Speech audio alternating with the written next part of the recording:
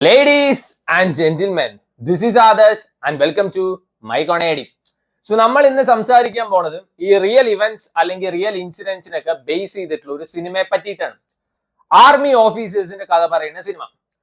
India China ഇവര് തമ്മിൽ 1962 ഒരു യുദ്ധം നടന്നിട്ടുണ്ടായിരുന്നു, വാർ. അതിനെപ്പറ്റി സംസാരിക്കുന്ന ഒരു സിനിമ ഇപ്പൊ OTT-യിൽ വന്നിട്ടുണ്ട്.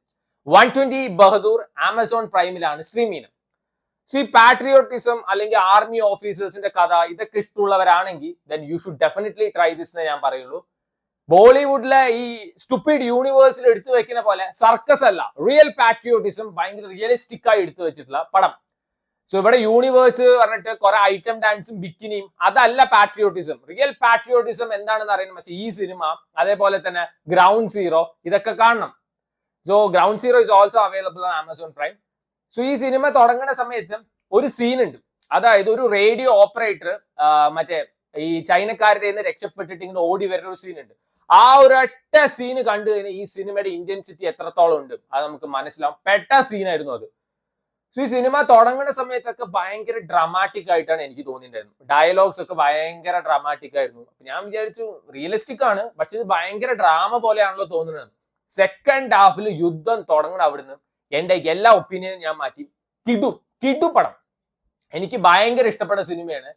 ഈ സിനിമ കണ്ടപ്പോ ഞാൻ ഭയങ്കര ഇമോഷണൽ ആയി. എനിക്ക് കരച്ചിലൊക്കെ വരാൻ തുടങ്ങി, പക്ഷെ കരയാൻ പറ്റില്ല. ഐ വാസ് ലൈക്ക് സഫക്കേറ്റിംഗ് പോലെ. എന്നിട്ടാണ് ഞാൻ മറ്റേ ജീവട പടം കാണാൻ പോയത്. ഇല്ലെങ്കിൽ ഞാൻ പോയിണ്ടാവില്ല. എനിക്കിത് ഭയങ്കര ബുദ്ധിമുട്ടുണ്ടായി.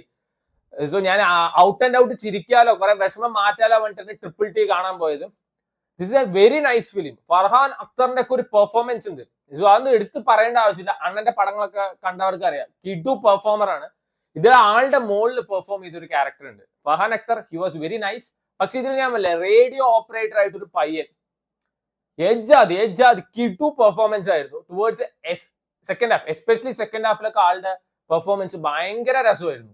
ഞാൻ പറഞ്ഞില്ലേ, നമുക്ക് അവരുടെ ഒരു പെയിൻ, അവരുടെ സ്ട്രഗിൾ എല്ലാം നമുക്ക് ഫീൽ ചെയ്യും. അത്രയും റിയലിസ്റ്റിക് ആയിട്ടാണ് ഈ സിനിമ എടുത്തു വെച്ചിരിക്കുന്നത്. ഫർഹാൻ അക്തറിന്റെ ഇൻട്രോ ഒക്കെ ഭയങ്കര രസമുണ്ടായിരുന്നു. ഇത് ചൈനക്കാർക്കാണ് വെച്ചാൽ കിടു വെപ്പൻസ്, അടിപൊളി ഭക്ഷണം.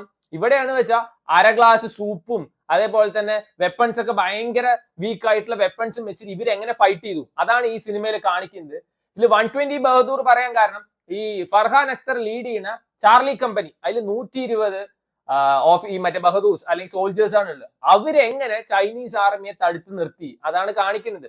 ഇവര് ലഡാക്കിനെ അറ്റാക്ക് ചെയ്യാൻ വന്നു. ലഡാക്ക് അവർക്ക് പിടിച്ചു കഴിഞ്ഞാൽ പിന്നെ ജമ്മു കാശ്മീർ ഈസിയായി കിട്ടുന്നൊക്കെ അവർ പറയുന്നുണ്ട്. പക്ഷെ അത് എങ്ങനെ ഇവര് തടുത്തു നിർത്തി എന്നുള്ളത് വളരെ കിടുവായിട്ടാണ് അവര് കാണിച്ചു തന്നിട്ടുള്ളത്. ഇതിൽ നമ്മുടെ ഫർഹാൻ അക്തറിന്റെ ഭാര്യയായിട്ട് റാഷി ഖന്നയാണ്. ചെറിയ റോളാണ്. അതിൽ തന്നെ സ്പെഷ്യൽ അപ്പിയറൻസ് ആദ്യം തന്നെ എഴുതി കാണിക്കുന്നുണ്ട്. റാഷി ഖന്ന ഇതുവരെ അഭിനയിച്ച സിനിമയിൽ ഫുൾ, ചിലപ്പോൾ ഔട്ട് ആൻഡ് ഔട്ട് ആ പടം ഫുൾ ആളുണ്ടാവും, പക്ഷെ ഇത്രയും കിടുവായിട്ട് ആൾ ഇന്നേ വരെ പെർഫോം ചെയ്തിട്ടില്ല. ഭയങ്കര നാച്ചുറൽ ആയിട്ട്. ഈവൻ യൂഷ്വലി കാണാവുന്ന ഓവർ മേക്കപ്പോ ഓവർ ഗിമ്മിക്സോ പരിപാടിയൊന്നുമില്ല. എന്ത് രസത്തിലാണെന്നറിയാം ആള് പെർഫോം ചെയ്തിരിക്കുന്നത്. അതിലൊരു സീൻ ഉണ്ട്. ഈ ഫർഹാൻ അക്തർ എനിക്ക് തോന്നുന്നു റാഷി ഖന്നയുടെ സാരി എന്തോ എടുത്തിട്ട് പോകുമ്പോ റാഷി ഖന്നയുടെ ചില എക്സ്പ്രഷൻസ് ഒക്കെ ഉണ്ട്. Wow, that was very nice performance ആയിരുന്നു. ഭയങ്കരമായിട്ട് നമുക്ക് ചില സീൻസ് ഒക്കെ കണക്ട് ചെയ്യാൻ പറ്റുന്ന ഒരുപാട് സീൻസ് ഉണ്ട്.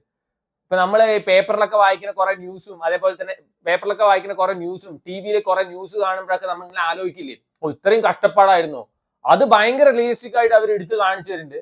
എനിക്ക് പേഴ്സണലി അത്യാവശ്യം നന്നായി വർക്കായ ഒരു സിനിമയാണ്. സോ വേണ്ടവർ കണ്ടു നോക്കാം. ഹിന്ദി ലാംഗ്വേജിൽ മാത്രമേ അവൈലബിൾ ആയിട്ടുള്ളൂ. ആമസോൺ പ്രൈമിൽ സ്ട്രീം ചെയ്യുന്നുണ്ട്. 2 മണിക്കൂർ 20 മിനിറ്റോ 15 മിനിറ്റോ അത്ര എന്തോ ഉള്ളൂ. പക്ഷെ ക്ഷമ വേണം. ഭയങ്കര സ്ലോ പേസ്ഡ് ആയിട്ട് പോകുന്ന സിനിമയാണ്. ടുവേർഡ്സ് സെക്കൻഡ് ഹാഫ് ഒക്കെ ആകുമ്പോഴാണ് പടം ഒന്ന് പേസ് പിക്കപ്പ് ചെയ്ത് വരുന്നത്. അതുവരെ ഭയങ്കര സ്ലോ ആയിട്ട് കുറച്ച് ഡ്രാമാറ്റിക് ആയിട്ടൊക്കെ പോണ പടമാണ്. ക്ഷമ വേണം.